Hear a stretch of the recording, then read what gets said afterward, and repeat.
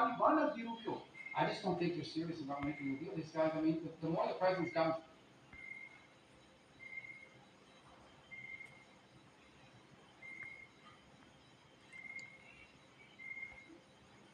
The more he's come to that realization. These people make deals and then they break it almost immediately. Or they decide, oh, let's change the deal. That's not how deals work. I mean, they violated the MOU within days of it being implemented. We kept our end of it. So now they're paying the price for it. Isa sa mga isinusunod ng US State Department ay ang pag-dismantle sa International Criminal Court o ICC. Tinanong ng GMA News si Rufio tungkol dito. How do you reconcile that position with the need for international mechanism to overturn the war crimes and sensitive humanity conflicts? We're not members of the ICC. We never signed that treaty, we never joined it. And they somehow claim that they have a right nonetheless to go after non-treaty members and put heads of state and others in jail. We long have quarrels with them. And we have lunatics and crazies involved in the ICC that are talking about charging members of the U.S. military, maybe even the president or a future president, with crimes. And this is not going to happen. Isa si dating Pangulong Rodrigo Duterte sa mga dating heads of state sa mga nakakulong ngayon sa ICC dahil sa kasong crimes against humanity. JP Soriano, nakatuto, 24 oras. Kinondena ni Senadora Rizal Rivero sa mga pampabanta umano laban sa kanyang buhay. Ayon sa senadora, nakasaad sa mga comment sa social media na siya na raw ang susunod at sa pagkamatay ng vlogger na si Alicia Lipata o Viva Alicia. Isinunod na kanyang staff sa FBI ang mga screenshot na kanya'y nakababahalang comments. Ayon kay Director Calvin Malibag, nakausap ng ahensya at Chief of Staff ng senadora hinihintay na lamang ang formal na documentation. Ipasusunin daw ang mga social media posts na naglalabas sumunod ng pagbabanta. Magsasagawa rin ng case bill ng NBI at isasapay ito sa Justice Department kung may sapat na ebidensya.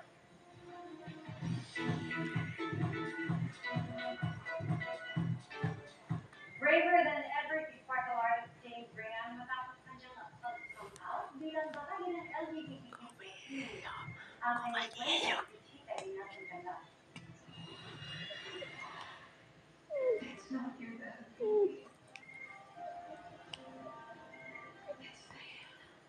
Marami ang nagbigas ng major reveal na ito sa Royal Blood kung saan si Louis Castro. Siya palang kumatay sa karakter ni Megan niya na si Diana. Ang karakter ni Louis tumawid pa hanggang sa Widow's War. Mahusay ang binumpanan ni sparkle artist James Graham. At ngayon, eto na si James, proud member ng LGBTQIA+ community. Hindi lang na pinalo ang coming out dahil ilang taon na rin siyang nanginirahan sa Amerika para mag-aral doon. Merong secret account on TikTok. Kumbaga yung parang server ng account is the United States. So it wouldn't really show up in the Philippines. Maybe like one of my videos blow up like that. It was initially for my friends and my closest friends. And then, kumbaga, pinanindigan mo na lang. Tinanggap ko na lang po kasi like, I've been wanting to tell people, I guess not now, but since it's happening right now, I just gotta accept it and live my life.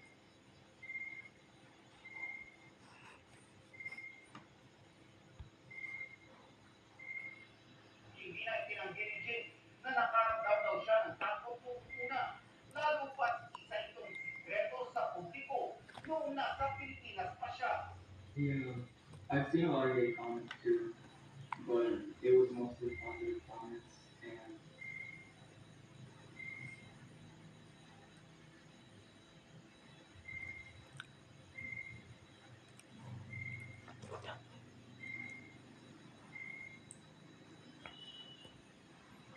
just like what I said earlier, I don't really care anymore. I want to live my life and not let anybody dictate it. How do you deal with negative comments? I just brush it off, like, pinapabayaan ko na lang, like, opinion mo yan, that's not gonna affect.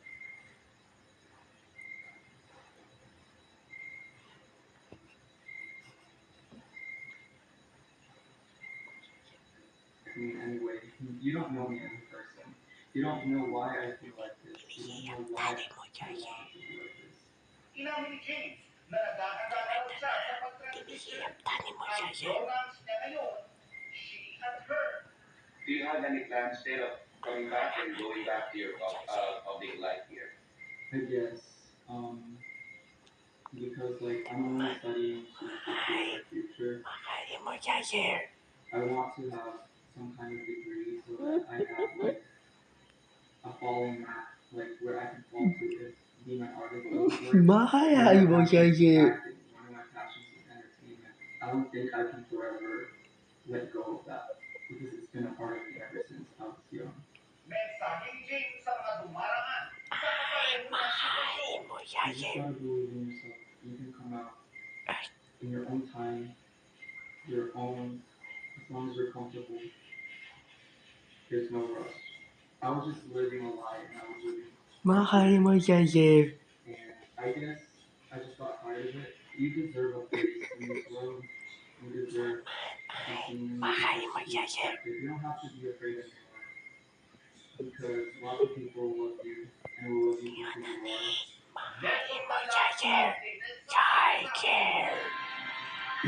Sugatan ng isang bata sa Lapu-Lapu City at mapundo ng SUV.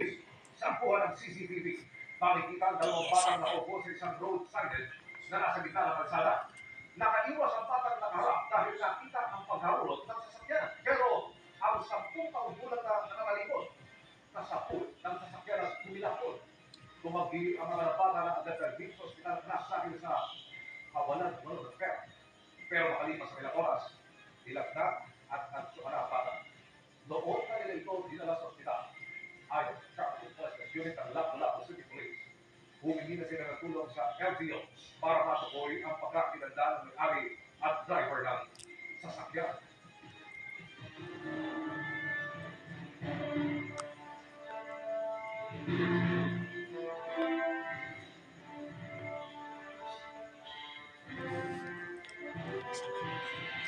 Ang pamahalaan State of the Nation Address ng Pangulo ang President, may nauna ng pinagkalaki ang Pangulo ang pagiging upper middle income country ng Pilipinas. Pero sa itaas ang bahagi ng ating Zona, alamin natin kung nararamdaman ba yan at kung ano pang pwedeng gawin para makakala tayo rin.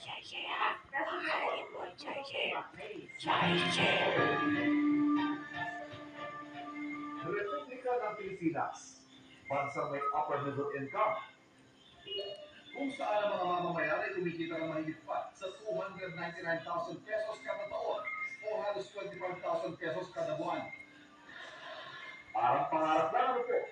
Pero ngayong Hulyo, ang World Bank upper middle income na po rin sa Pilipinas. Bagay na ibinida ng administrasyon. Today, the world has taken notice. The Philippines has officially become an upper middle income country. Lagpas pa nga ang bagong average o yung gross national income per capita. Pero si Bota isang jeepney driver, hindi kasama sa mga umabot sa rin ng kita. Wala sa kita sa mga diesel, kulang po talaga. Kaya po ngayon, yung kita ko kulang na kulang. Nagkwenta yung kasi ng World Bank, pinagsama-sama ang kita ng lahat ng produkto at serbisyong likha ng mga Pilipino sa bansa at kita ng mga Pilipino abroad. Tapos sinabi yan sa bilang ng Libre Population ng Pilipinas. Ibig sabihin, kasama sa kwenta ang kinikita ng mga bilyonaryo at ultra-bilyonaryo na ayon sa isang hiwalay na pag-aaral ay niwala pa sa 1% ng mga Pilipino. Mahigit 96% ng mga Pilipino mas mababa ang kita sa sinasabing upper middle income. At sinisigat ng mahabol ang minimum wage tulad ng inanunsyo pinakamaraming aumento sa sahod sa Metro Manila na hinati sa dalawang bansa. Malaki pa rin ang agwat ng kita ng mga mahihirap at mayaman. Kahit na middle class umaaray. Ang call center agent na sila sa umaabot sa 40,000 pesos sa buwan ng kita kung may incentive, nahihirapan. Ano yung husay kayo tataas ang sahod namin kung patuloy na tataas yung presyo ng mga binibili? Tulad na lang ng bigas. Sa mga pinakamahihirap at iba magpilisip ko, may mga pag-alalay ayon sa gobyerno. Tulad ng 20 pesos kada kilong bigas na sa kanilang ibinibenta at sa 1,000 kadiwa center lang mabibili. Sabi ng palasyo, Di mo kayo na medyo limang pamilya naman ang naabot yan. Bagamat kailangan gastusan ng 18 bilyong piso para pa lang sa taong ito. Kasi ito yung pinakalan yung pangako niya. So, hindi na po pati po. Pero malayo pa rin ang presyo ng Mahalay mo bigas. siya. Kasi yung pinakakong bababa noong 2022 campaign period, ang programang Tugon sa Rayon, isang uri na ayuda. Yan ang problema. Ayon sa isang ekonomista, when we say subsidy, someone will be putting the bill. It's not productivity bill. Kahit pag may krisis po ng mega oil price hike, ayuda ang sagot ng gobyerno. 5,000 piso para sa mga super, tulad ni Bo, para may panggastos sila at hindi mabalahaw din ang ekonomiya. Lalo mo masamang tumulong, okay? But there are competing uses for your scarce resources.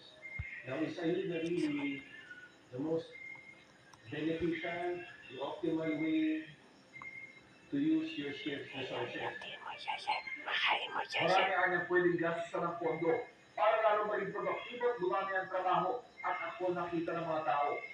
Para pala ng bitin na budget, umuutang o umasa sa aid ng Pilipinas.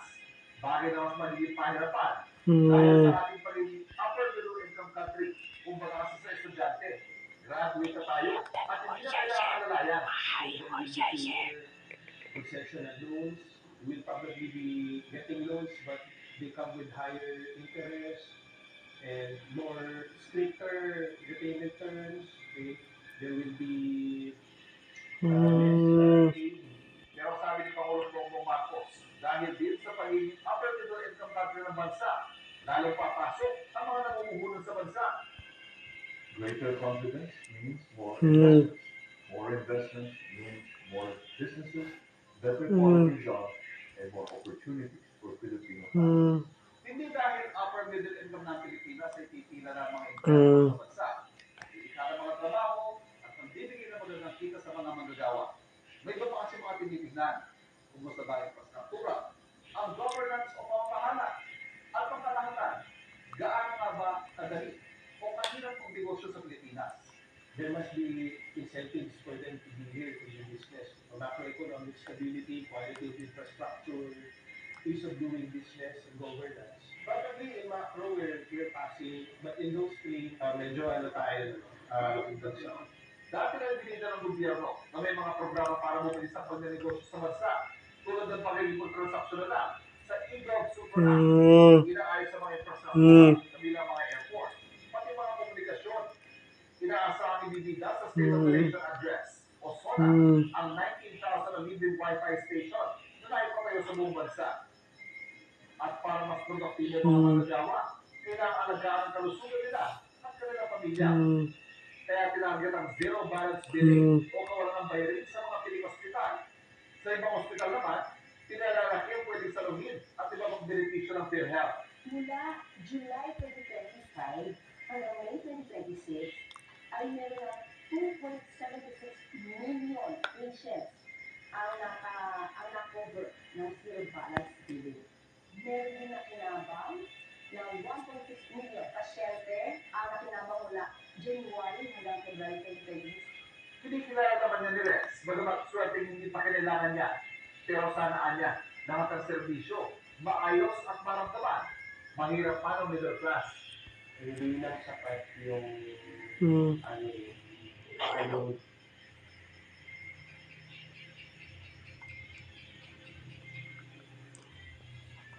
kailangan inaalam na natin yung pinaka-cause talaga yung problema. Mapalagod na rin yung issue sa corruption. Kasi lahat naman yung mabamet ng Pilipino nag-aambag. Kung wala, para saan pambansa na upper middle income? Not really that meaningful to the ordinary person. I'm sorry to say. Ang i-judge naman talaga is the outcome. We haven't really done much there. No? Bakit sa Malacanang na hindi na dito mararamdaman? Wala pa tayo sa finish line. Nag-start pa lang po tayo. So, nandiyan yung ginagawa yung interventions ng gobyerno, unang-una, yung upskilling ng ating mga kababayan para maging competitive sa pagtatrabaho. Nandiyan yung pagbibigaya ng Pangulo na mag-invest sa Pilipinas. Maraming mga trabaho ang maibibigay. May 2 taon na lang ang Pangulo para patunayan walang maiiwan sa ipinagmamalaking upper middle income. Iba ang nilila ng 24. At yan po ang mga balita. Mono. Ako po si Ito po ang Mana. Wala, kinikilingan. Wala, Hmm. pinoprotektahan. noon at ngayon, servisyo totoo. At dahil hindi natutulad ang balita. Nakatuto kami, 24 oras.